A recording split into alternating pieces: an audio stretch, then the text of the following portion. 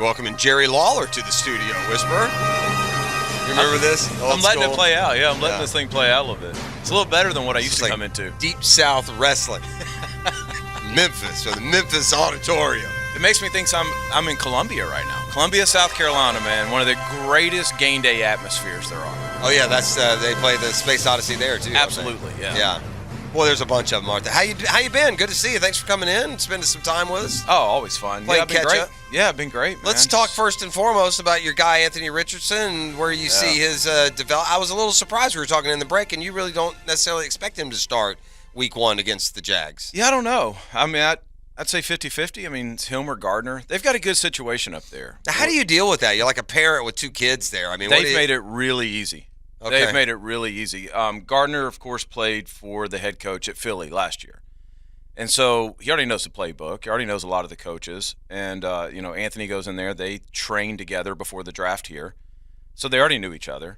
And then Gardner's just kind of helped him. Anthony's helped him where he can. And so it's been good. It's I think for Gardner, this is an important stretch these first few games. Because once again, he's in a situation like he was in Jacksonville when Trevor came in. He knows it's a matter of time. He's on a 1-year deal, needs to put some numbers up to validate what he's done the last couple of years, and then hopefully he gets a little bigger deal. So, but he loves Indy. They both love Indy, and Ant's doing great. Ant's here now. He's back Jacksonville. Here. Yeah, he's in Jacksonville, and just starting to work back up, and then take a little rest and head to camp. Granted, he was younger in his career, but Gardner seems to be handling this one a lot different than he did to Trevor. Yeah, is that accurate? Yeah, I completely agree. Gardner's always going to have that thing in him where he just doesn't believe he's a backup. And that's probably why he's where he's at. But I think as he's gotten a little older, he's realized there's also a little responsibility to help some of the younger guys along. And he is super smart. And I think he's realizing that that's rare too. Not all these guys are as smart as Gardner. And so he's got a little bit of coach on the field in him. I don't think Gio will ever get into coaching, but I think he's enjoying this with Anthony. How do you, if you're Gardner Minshew, keep the faith that you can be a starter? Because then next year it'll be Caleb Williams and the next group coming in. I mean, you feel like you get your shot there, and then if it doesn't go your way, unless there's like some sort of string of injuries or you find yourself in the perfect situation, that opportunity may not come again. Well, I think you realize, too, every offseason, because you get this grand plan during the season of I'm going to hit free agency and there's this team and this team and this team and this team that needs a quarterback. But then you forget during the course of a season how many young guys flash. You got like guys like Bailey Zappi. You got guys like Mike White that ended up at Miami. Well, this time last year, nobody knew who that was. Mm-hmm. And then to your point, there's so much young talent coming up right now. I mean, this draft prep we've got coming up next year, we're having to whittle down. There's the prospects that you'll take in. Yeah. I mean, there's just that many good young quarterbacks out there right now. We're kind of seeing – the graduation, if you will, of this quarterback group that's come up with specialized training for the last 15 years. And it's pretty cool to see. They're going to be hard to scout because they look pretty. So you're going to have to get dirty to find out which ones are actually good. What shows you that? Their interaction when they're out there throwing with receivers, it's not about getting hit. These guys have been hit, right? Like these guys have been hit for years. It's that processing speed. It's the leadership. It's not the rah-rah. It's just that demanding CEO type. Like if I tell you to run this 7 yards, run it 7 yards. Don't run it 9. And if I get a quarterback out there that lets that happen time and time again, he's probably not going to make it. It's too sloppy. Yeah. You just got to be buttoned up. So it's a tough evaluation process right now. What's the biggest change in quarterbacks that you take in, you see now versus 8-10 years ago? The work, man. They want to work so hard. That we have a schedule that we train on, and every single one of them want more. And I don't know if it's the money. I don't know if it's that's just these guys' life, but it has been a significant change in the last 10 years. 10 years ago, it was, let's come in, throw a couple times a month. Now, if I let them, these guys would come in 4 or 5, 6 times a week. I mean, that's been the big, and I think also guys are, we're learning more about the position. We're learning more about mechanics. We're decades behind where baseball and golf have been with the way we track this stuff. So with that, I mean, you've hopped on golf simulators. It's hard to get off of them. Yeah. Because it's giving you every data point there is. Right, yeah, and so you start getting that, and it's like, okay, we got to work on rotations. Well, dang, these guys want to be perfect. They want it fixed by Friday, Mm-hmm. right? So I think a lot of that technology, science has entered the sport a lot more than what it's been in the past. It's not a cookie cutter position. I'm just curious how do you adapt to, look, on one hand you got Anthony Richardson, 6'5",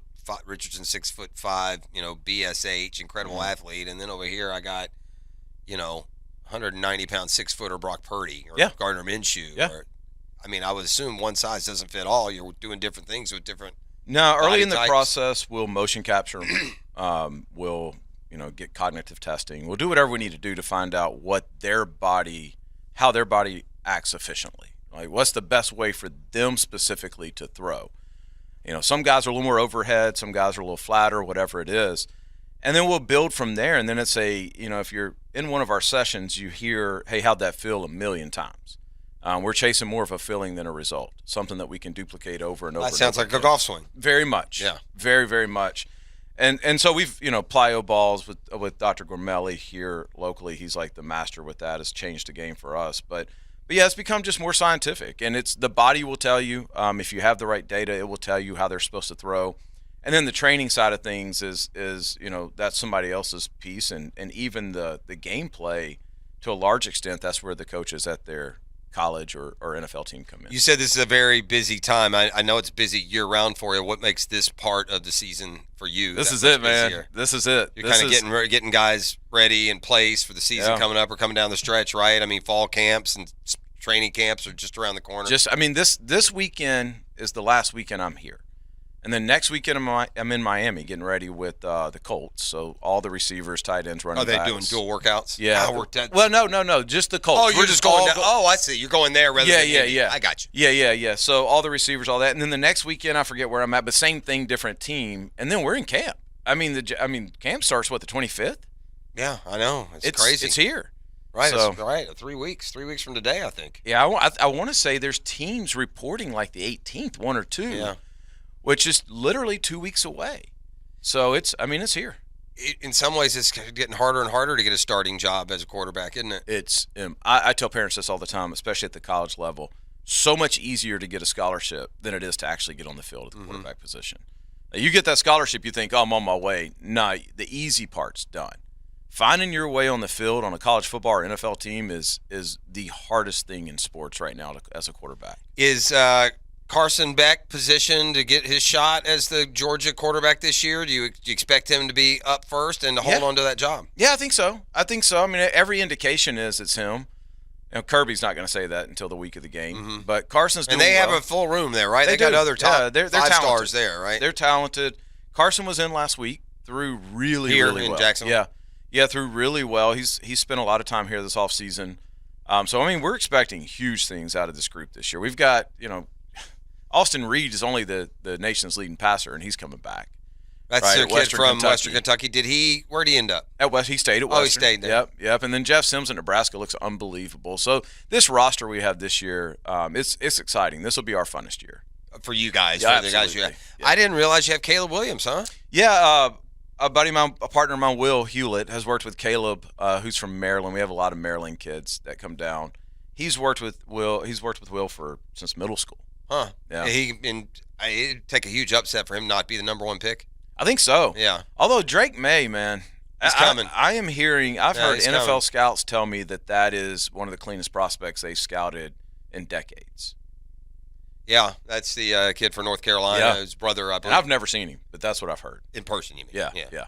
Yeah, no, that's and tell me a little bit about Brock Purdy and what the expectations are. I was surprised to see that he's throwing, and now I know he's in town, right, working with your guys. So is he going to be full strength health-wise to compete for that job? Does he really have a chance to start the season as a starter? They use so many resources on Trey Lance. They've used – they have Sam Darnold too. That roster is – yeah, to answer your question, I think he's got a chance. That's – I think more of a medical thing than anything else, obviously, at this point. But, yeah, he's got a chance. And I think what Brock showed last year is just that mental side of his game is so good. And he's physically talented.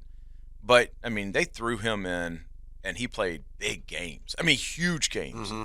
And performed better than what their offense had performed in the past. And they're a very good team. So I know it's his goal is to be ready. So, Second year, we got to do the right thing for him, right? I mean, you got to protect him, and so I don't know what that's going to look like in 6 weeks, but hopefully he's out there ready to go. From the text line designed by Lifetime Enclosures, can you ask Denny if he has any new prospects we should know about? Are there some guys maybe out there that aren't on people's radar that either yours or others, or just somebody that we can expect to surprise us maybe this year? Yeah, locally, at the high school level, there's a ton of talent here. We're not as local as we used to be, which I hate, by the way. So a lot of these guys I haven't seen in person. I've just seen it like at camp. But the kid at Fletcher is phenomenal. I mean, absolutely great. Not a guy we work with. And then, of course, Colin Hurley. And if you can go up to Savannah and see Luke Cromanhawk, that kid's special as well. And then Will's son, Lachlan Hewlett, just committed to Wake Forest. Super talented. Tremel Jones. Where does he go to high school? St. Augustine. Okay. I mean, all these guys, there's probably, I think we said the other day, we have 10 local guys with Division I offers. Yeah. And I don't know if That's that's ever happened here before. So just a lot of talent in this area right now. And then at the college game, I think you're going to see a very local flavor throughout the country this year. Have you ever worked with Graham Mertz at all? Do you know anything about Graham Mertz? What's being said about him? I mean, the only people in the world that seem to think Graham Mertz was the way to go is the staff in Gainesville. All just casual college football fans, Gator fan, colorists not impressed by what we saw. So for one, though, tell us the difference in trying to be a quarterback playing for Wisconsin and trying to be a quarterback playing in Gainesville. And is there hope that he's better than the 59% passer and the 20 touchdown, 14 interception kind of prospect that he's been? Well, if you listen to them, I've talked to them on several occasions, and they think he is. They think he's much, much better than that. I met him at Anthony's pro day. Have not worked with him, but I've talked to the Florida staff a lot. They love him. I mean, they really, truly. Yeah, like I've heard that kid. from him. I mean, it's hard to believe too much just based on what his results were. But I also know this.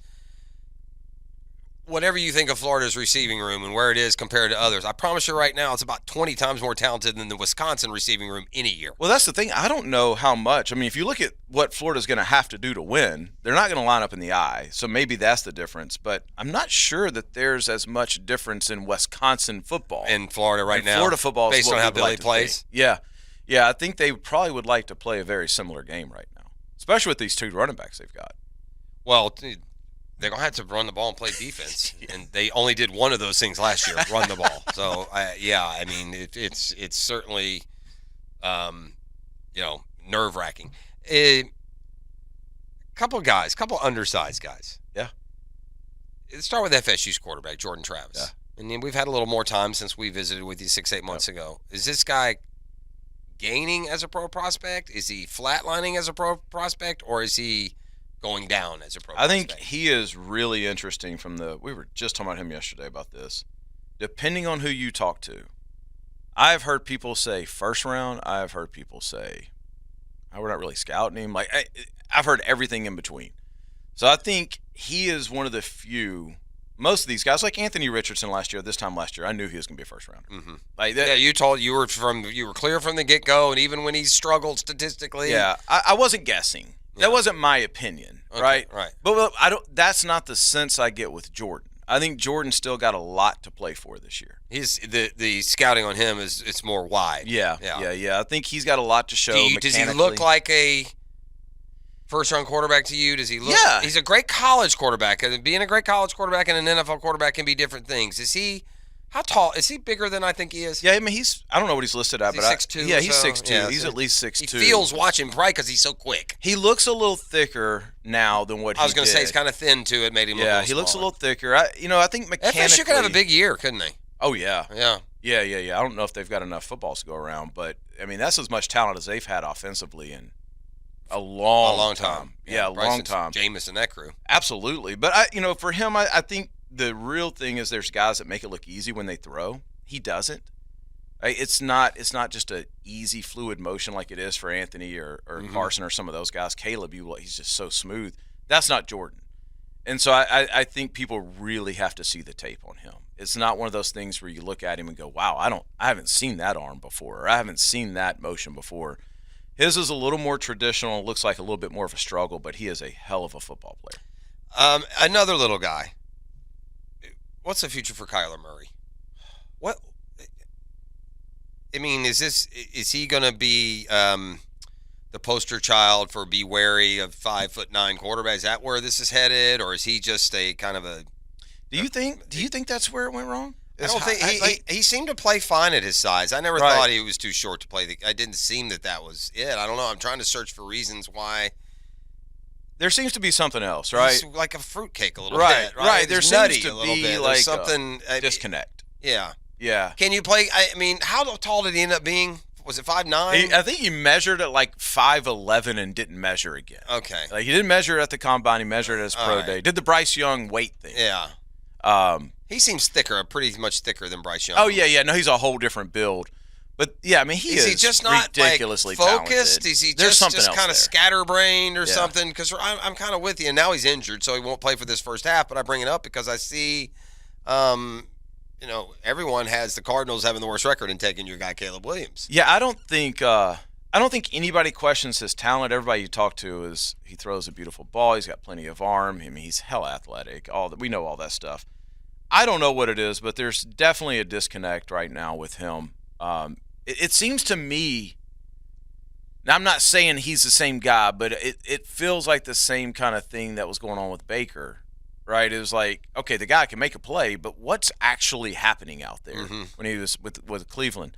Well, he's famous for the plays like the one against the Raiders where he ran around for 22 seconds before he found it. The one against the Bills where he rolled out to the left. I mean, can you win with that? Yeah, I don't know. I don't think you can. Yeah, I don't probably think you need a guy who's going to take you 6-step drop and look at the field. I mean, 90% of the throws are thrown before the snap. Like 90% of the throws are, I know where I'm going based on coverage, and it doesn't seem like he likes to play that way. And that's where the height does come in. Yeah. I mean, that size definitely comes in. If they're giving me this free access, but I can't get to it, I'm at a major disadvantage over somebody who's maybe even 6'2", 6'3". All right, let's finish with Trevor and his development. What a second half of the year it was for him, right? Yeah, right. I mean, coming out of Denver, and he just did. What happened? How did it all get well so quickly? Because he looked pedestrian that first half of the season. The balls he threw up for grabs in Philly and Washington, the Denver game where he made the crucial mistake, and then it's just like all of a sudden he just said, "Okay, that's it. I'm done." And suddenly he was Justin Herbert for the second half of the year. Here's what my opinion on what happened, and I think I'm probably biased on this because what I do is he underwent a pretty big mechanical change last offseason. He did. What did they do? What did he do? What did he have to change? He changed his front side a lot. He was losing a lot of front side control and missing high left, low left type stuff. So they were very specific on what they worked on. They did a great job with it. He stuck with it. Like the Washington game, he missed a throw to ETN that probably would have won the game, right? Basic throw. The Philly game, he missed the throw by 2 yards. It probably seals that game, probably locks it up. But he just stuck with it and just got better in it with the game and continued to get better. The receivers got a little bit better as well. I don't think much changed. I just think he kind of found his rhythm. And I think the offense found their rhythm. I think the Jags are the most interesting team in the NFL right now. They're certainly one of them. They're expected to be good, but man, that's a long season, and there's so much that can happen. And so I heard you guys talking about, like, other than Trevor, who is the next most important guy, and it's like all of you are right. Right. Which is also comforting. We got a lot of good players. There's not a guy that you could lose and, oh my God, the season's over, right? So I would say all of the offensive linemen. I would say that you want to keep them. If they have more than one injury on the offensive line, that's going to be a problem. Because we're anticipating this offense to score 30 a game, right? Like you start giving up 2 offensive linemen in the first 3 weeks. I don't think anything else can derail them as quickly as that. I think they have the potential to be a top 5, top 3 offense in the league, right up there with Buffalo and Kansas City and others. They are loaded with playmakers. And Denny, you can speak to this. We talk about receivers, and what do we talk about? Their hands. We talk about their speed. You know what we never talk about?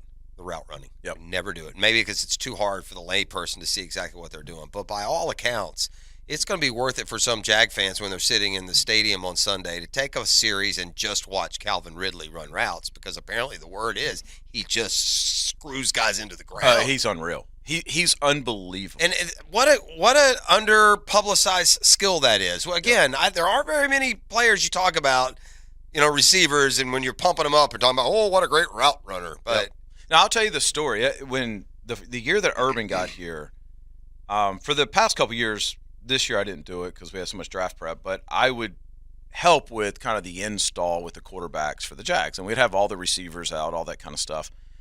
And there was a time it was the two guys from Detroit, Agnew and Marvin. Marvin.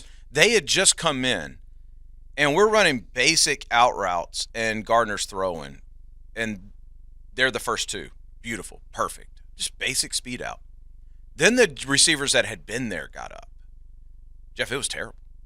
They were not in the same spot as those two guys. There was a yard, 2 yards difference. The way they came out of their break, went into their break was different. And I remember watching that just going, oh, my gosh, this is a basic out route. How are these guys playing on Sunday with 21 other people in the field, and I'm throwing to a spot, and they're not there? So I think that's another thing you saw last year is you saw disciplined route running where they're supposed to be, not trying to make stuff up. And then Trevor was able to just trust that and throw to that spot. Yeah, now you're going to have a guy who can run even more disciplined routes than Kirk and Jones and Ingram and what some of the others did. Are you and this is, we want to talk about a tough question.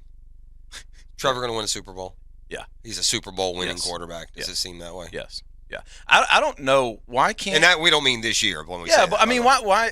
What is there that would keep him from doing what Burrow did in Cincinnati 2 years ago? It seems like they're constructed similarly. Could be this year. Absolutely. Right. This would be the year they bust through and go to the Super Bowl at least. Whether or not they win it this year, I don't know. But they get confidence late. I don't want to play them. What do we say the Super Bowl was this year? Vegas? Vegas, baby. Viva la Vegas. Yeah, Vegas, baby. Yeah. I want to make sure. I want to look at the future of before I decide when I'm going to allow the Jags to go to the Super Bowl. I want to see where we're going first. Now, do you want Vegas, California, Miami, or are you wanting does regional? Does it matter how far you got to go? No, it doesn't matter at all. I don't want to go to California. I've been there, done that. I don't want to hang out there. Phoenix was amazing. Phoenix is good. I've been to a couple of things there, and Vegas would be cool too. Phoenix is built for that. Mm-hmm. Yeah. Yeah, they got a lot. And Vegas is too, to a degree. Yeah, absolutely. Yeah. Just a lot of trouble in Vegas. Of course, we'll lose the per diem by the time we're there for half an hour. I don't know. Maybe you'll double it. Hey, man, I appreciate you stopping by. No, it's fun. Always hanging out fun. with us a little bit. Yeah, hopefully always fun. Keep in touch in the football season as you work with these guys, and we're gonna have two of them right on display week 1. And you say you think it's Gardner that'll be starting. That's my gut. I'm I don't not putting you on the. Yeah, I don't know. That's my gut, but I have kind of a little wishful idea. thinking in there, maybe a little bit. No, maybe. No. I don't know. I mean, Gardner's on that 1-year deal, so maybe. Yeah. Maybe I want the best of both worlds. Let's give him the first 4 to 6 and then let Anthony roll. There he is, the quarterback whisperer, ladies and gentlemen. You're welcome.